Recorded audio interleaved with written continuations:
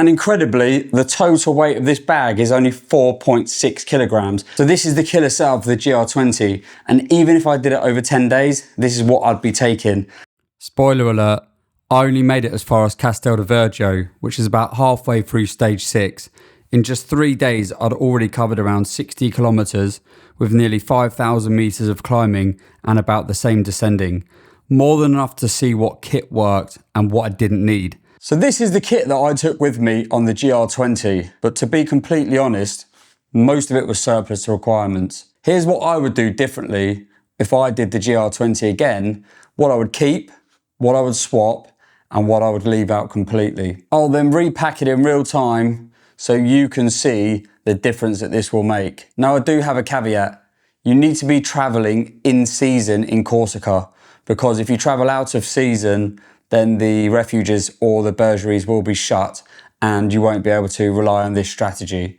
But if you're traveling in season, then most of this stuff you don't need. Now, first of all, this isn't about going ultra light for the sake of it or to prove a point that I can travel lighter than anybody else. This is just the facts and this is my experience. To be completely honest, my kit on this trip was completely sensible. All in all, with all of my gear, all of my food, all of my water, I was running around 12 kilograms, which is pretty decent. I would say most people are carrying a lot more than that on the trail. But there were so many things that were just completely unnecessary. If you're doing this trip from refuge to refuge, which most people are, you don't need to necessarily carry a tent because you can rent a tent at the refuge, or you can stay in one of the hotels along the route, or an Airbnb. You also don't need to cook because they do even meals at the refuges too. You can buy food and water there. There are also water sources along the route. I did this in September. I know that those water sources can dry up. So please make sure that you check the conditions before you go to make sure that these things are true for your specific case. But I would say in terms of the kit that I took, I think about 50% of it I didn't even touch. To be honest, it was a complete waste of time taking it. And I don't think it would have made a difference in terms of safety had I needed to stop. So I'm going to quickly talk you through each piece of equipment and tell you whether it's going to stay in the bag or whether I would do it differently next time. The number one thing for me on the trail is obviously my sleep system. I took the Zenbivy synthetic quilt, which goes down to 4 degrees. This was absolutely perfect. It packs down small. You do need a sleeping bag. If you're staying in the dormitories, the refuges, if you're renting a tent, and even in most of the Airbnbs, they don't necessarily provide linen or any covering, so you need your own sleeping bag in all instances. The next item was my Atom packs, the Atom. The only issue with it is the straps are a bit thin, and I felt like I was at close to maximum capacity with this. I did have the hip belt on actually, and the chest strap, but when I'm hiking, especially uphill, I don't like to have that tight chest strap feel. So I felt like this was close to its max. Had I taken less stuff, then it would have been absolutely perfect. Completely comfortable though. The only thing compared to the Osprey is that it doesn't have the bungee back thing, so the airflow isn't as good. But I will say that I would swap this in this instance, and I'll show you what I'm going to swap it with in a minute if you stick around. The next item is the Thermarest Neo Loft. This is my super comfortable sleep pad that I take with me everywhere. Now, I didn't need to get it out on this trip once. So the first night we stayed in the dormitory where there were mattresses. We then stayed in rented tents where there were sleep mats in there already. Now I have heard in some instances towards the end of the season that the sleep pads might be deflated or they might not be even available. So it's maybe a bit of a risk not taking it, but I literally didn't take it out of my bag once, only to repack it, to be honest. So I would leave that behind in all honesty and just use the sleep mats that are available. And if there isn't one available in the tents, then I'm sure you can speak to the people that run the refuges and work something out. But this was completely unnecessary weight, and this time it's going to be ditched. This is my cook system. It's the Toke 750ml pot with a BRS 3000 stove, very lightweight. Definitely wouldn't take it again. You could literally just cold soak a dehydrated meal in case of emergencies. But in general, you'll end up eating at the refuges or the bergeries. There's a hot meal available in the evenings at the refuges, which can work out quite expensive. So great if you're on a budget, but if you're not, then I'll just leave this at home. Now, for some of you, this might be controversial, but This was a food bag that I took, well, part of the food bag that I took. I weighed out 7 different days of food. In total, my food bag took up around 3.4 kilograms, which for me is ridiculously heavy. I took some of these tent meals with me, and we also took porridges. So that's a Thai green curry. I took around 2 of these a day with me as well, which are precision carb chews. I also took some sodium tablets because I thought I would be really in need of them. And I took Kendall mint cake, which I just like eating anyway. That was way too much. It was super heavy. It was super inconvenient to cook. When you're waking up early in the refuges or the dorms, you're basically waking everybody up at the time we're leaving, and it's difficult to cook. And it's also a bit disrespectful to wake everybody up. So you can get breakfast prepared for you at the refuges or the dorms, and that's way easier. Or just take something lightweight with you and eat at the first refuge that you come across that day. These things like carb chews, they weigh so much when they're in bulk. And also these tent meals, they're very lightweight and they're great for an overnight wild camp or a couple of nights out on the trail where you're not going to see anybody. But lumping 7 days worth of this around is just not possible, in my opinion. And if you're doing it for even longer, it's completely pointless. Just literally eat at the refuges and the hotels and take maybe just one of these or another type of dehydrated meal as an emergency backup. You can buy loads at those shops. You can buy saucisson, you can buy cheeses, you can buy bread, and you can just take that with you on the trail. Plus, in every refuge and bergerie that we came across, they sold freshly cooked omelettes and breakfasts that were completely tasty and way more nutritious than I'd imagine these tent meals are. So stick with that. Obviously, it's going to cost you money. The prices vary wildly. So some things that you expect to be expensive are like 10 euros, and some things you expect to be cheap are 20 euros. So for an example, in one of the refuges, I got a coffee, a Coca-Cola and an omelette, and that came to around 20 euros. But for me, a nice hot meal after a long climb was worth every penny. So I would just stick to these, take a couple of these in an emergency, and obviously take your electrolytes, which I will show you in my other bag. But yeah, this is all completely dead weight. Moving on to my clothing bag. So I took a pair of shorts and t-shirt that I was wearing during the day. I then took spare shorts. I think I could have just got away with one pair in terms of fast packing, or a pair of ultra running shorts, which have been way lighter. So yeah, definitely wouldn't take those heavy pair again. One spare pair of underwear, definitely would take that. There's a second pair of swimming shorts, definitely wouldn't take those. I also took a pair of compression leggings, complete overkill again, didn't need them. I did wear them in the hotel when they were available, but to be honest, I could have just gone without them. Complete waste of time. Spare pair of socks, I would definitely recommend taking 2 spare pairs of socks. One for the evening to change into if you're wet, and also one to change over either throughout the day or alternate them in between days of hiking. I'd definitely recommend taking a spare t-shirt. You can change this either throughout the day if it's been super hot, or just alternate between the days just to give yourself the opportunity at the refuges to wash your day's clothes and change into a fresh pair. And then you can alternate those and hang them off the back of your bag. When I was there, it was super hot, so things dry out very quickly, which is ideal. And that's it for the clothing bag. I'll show you how I pack this differently at the end of this video. Clothing wise, I took a base layer. I'd say this was completely unnecessary. I wore this once as a bit of sun protection, and I would say it was just extra bulk and weight that I didn't need. Rain jacket, this was absolutely necessary. When I got to the top of the highest climb of the northern section, it did start raining, and this was a lifesaver. And when it did start raining, I was on the shady side of the mountain, the temperature dropped dramatically and the wind and rain were hitting me quite hard. So this was an absolute lifesaver, and you cannot go anywhere without one of these. Definitely in the bag for next time. Next up, we have warm gear.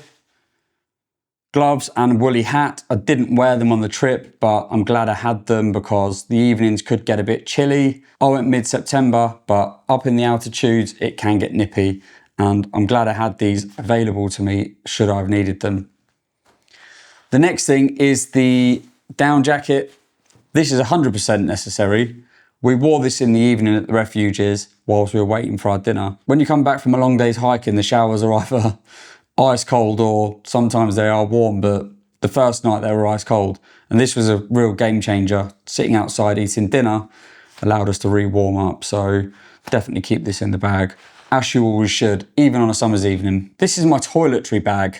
I'm not going to go through every single item in here, but in general, I would cut this down to probably a third of the size.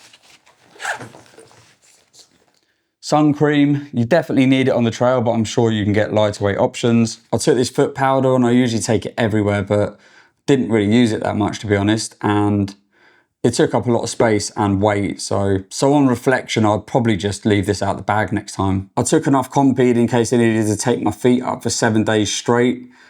Probably a bit overkill. I've got all different shapes and sizes here. I'll probably just cut this down. I've already got some in my first aid kit, so yeah, this was completely unnecessary. My feet are fully trained anyway, so they're only really for emergencies, so definitely would cut this down to probably 1 pack and stick everything in there. I took 2 different types of electrolyte tablet, a 1500ml and a 1000ml. I didn't need both of them. Probably could have just got away with the 1000ml one, stick it in a bottle in the morning, and they worked really well. Didn't get any cramping, didn't get any hydration problems at all, but just went overkill and would definitely reduce this in future. My toothbrush plus a mini toothpaste, obviously they're non-negotiable, but these aren't that great, these toothbrushes. To be honest, I'd probably just replace it with a normal one. They don't really save much space and they're not very good. So just go and get a normal Colgate toothbrush and take it with you. This is a really flat nail clipper and it came in handy a number of different times. When my toenails kind of got taken away from the edges or I just needed to tidy a nail up, which is quite often the case. These weigh next to nothing and I'm taking these with me everywhere I go now. I found them in a French pharmacy for €10 and they're absolutely fantastic, so definitely taking those next time. So body wash and deodorant, they're a must for me too. When you get to the refuges and you have a shower, there isn't anything there to wash with, so unless somebody's left something behind, you definitely need to take these with you. And then obviously a travel towel. I don't have one anymore. I left it in one of the refuges, which I found out when I did some rock pool diving and realised I didn't have anything to dry myself with. So I need to get a replacement one of those and stick it back in the bag. So my electricals bag is always a little bit over the top because I'm trying to record videos out on the trail and keep everything charged up. I took a 20,000 milliamp Anchor power bank. Probably next time I'll just take a 10,000 milliamp one.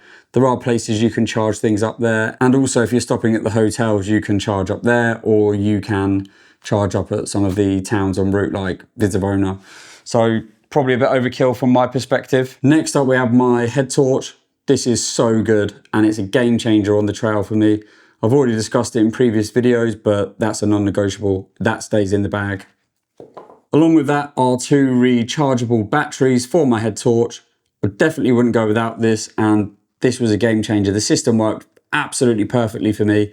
And when I did find a charger, I managed to recharge these via USB-C. So they are 100% staying in the bag and will never come out. I took a bunch of charging cables. Definitely don't need them all. That's got a USB-C connection on it already. And the only one that I really used other than that was my watch charger. But to be honest, the watches don't last that long anyway, so I'd probably just get rid of the watch next time and check my phone. The watch is just doing my head in, to be honest, so I'll probably just scrap most of them cables off and get rid of them. Flex tail pump.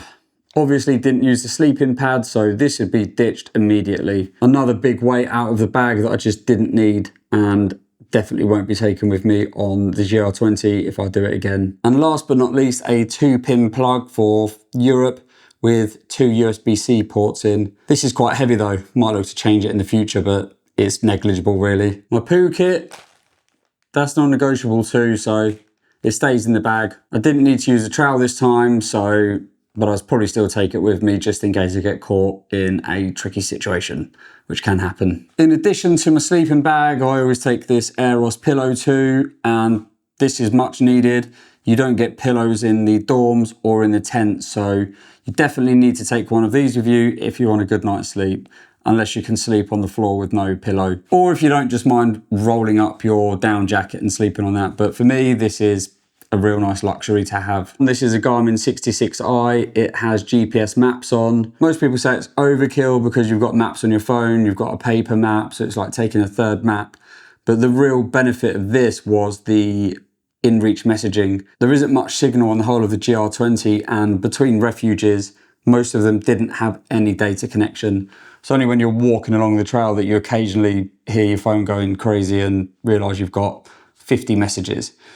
So I use this in the evening to text my family to let them know I'm safe, and that alone is worth its weight in gold. So I'll definitely take this with me in the future, although I am looking to replace it with the Mini InReach, which is much smaller and does just the messaging function. So yeah, look out for that, maybe an upgrade on its way. Obviously another non-negotiable, I speak about this all the time, my medical kit. I'm obviously not going to go through it all on here because I've covered it on previous videos, but this stays in the bag definitely. My Katadyn B3 water filter, 100% stays in the bag. On the second day climbing up from Ascot, I was running low on water, managed to find a stream and fill up my bottles. So without this, I would have been in real bad trouble, and this saved me, so definitely stays in the bag all the time. Also, the water that's available at the refuges, I filtered anyway, just in case. Most people are drinking it straight from the tap, so I presume it's fine, but for me, I just took that extra precaution. Stays in the bag. My foot massager ball, it only weighs around 6 grams. This stays in the bag wherever I go. Had a real bad knot in the back of my shoulder on day 2. Managed to work it out nicely with this, so even though it seems like a massive luxury, this stays in the bag everywhere I go. This is my emergency bivvy bag. I didn't need to use it, but on day 2 when I was heading up from Ascot, the rain was setting in and a few people on the way down told me that there were going to be a massive storm. I did think to myself at one point, if this kicks off and it starts lightning and thunder, etc., I'll need to find a safe space and deploy this bivvy bag. So thankfully I didn't need to use it, but I did know it was there and it gave me a lot of peace of mind knowing that it was there. This is my GR20 travel map. I didn't use it, to be honest, because we used everything online, but it's just, like I say, once again, one of those things that I know it's in the back of my bag. If I ever need to use it in a pinch, I can always take it out. Plus it's also quite interesting to look through it when it arrived through the post. So it gives you a kind of idea of the scale of what you're doing and where you are along the route. Definitely keep it in your bag at all times. You never know, could be a lifesaver. The Thermarest sit mat. Now, I did use it once or twice maybe, but I didn't use it that much. And it's a pain in the arse to keep tying it to the top of my bag. So even though I use it on wild camping and I take it out on day hikes sometimes, for me, it was just an inconvenience. Doesn't weigh anything, fair enough, granted, but it's just in the way and it's just, I don't know. I don't think I'd take it with me on the GR20. There's enough places to sit. There's chairs, there's tables, there's all sorts of things around in the refuges and the bergeries. So you're not really ever kind of sitting down on the floor or kneeling down anywhere long enough that it's going to be required. So to be honest, it's just a bulky thing that I'll probably just ditch. These are my Black Diamond walking poles. These are 100% necessary. They take off so much pressure on the downhill sections. These performed amazingly. To be honest, they were brand new when I took them on this trail and they look about 10 years old now because the terrain was just mental. So these stay in the bag wherever I go unless it's a short day hike and I don't really need them. But for the GR20, this is probably one of the most important pieces of kit that you'll take with you. Definitely take them. They're very small and light, so you can easily whip your bag off and stow these away on some of the climbing sections. 100% going in the bag next time. That concludes all the kit I took. You've got a good idea of what was useful, what wasn't useful. So now I'm going to show you how I'd pack if I was going to do the GR20 again. So firstly, I take this Rab Veil 30 litre backpack. This is a frameless backpack. It doesn't weigh a lot, but it has these really nice shoulder straps which distribute the weight nicely. A really lightweight chest strap. And to be honest with you, this is what you see most people doing the GR20 in 7 days carrying. Something similar to this, which is just much easier to pack light and move fast. So the first thing we're going to pack in here will be our sleeping bag. And as it's waterproof, we don't need a pack liner, so we can get that straight in. The next thing we're going to stick in is going to be our down jacket and woolly hat and gloves.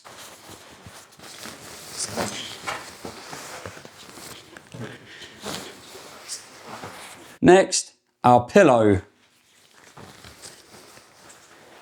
Then our clothes bag with one t-shirt, one spare pair of underwear and 2 pairs of socks.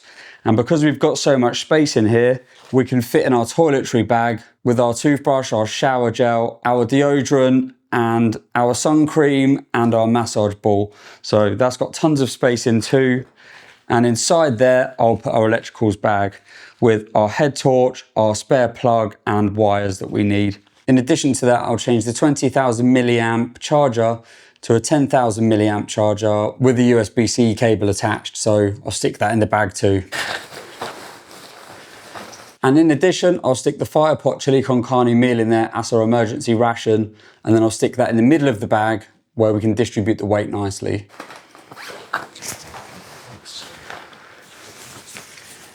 Lastly, I'll stick my water filter in the top because I don't use it all the time. And it's easy to get out if I need to stop and grab some water at some point. And that's everything that's going in the bag packed. And I've got plenty of space in there, as you can see. So I'll let the air out of there. Get that rolled down and then we can fill up the front pocket.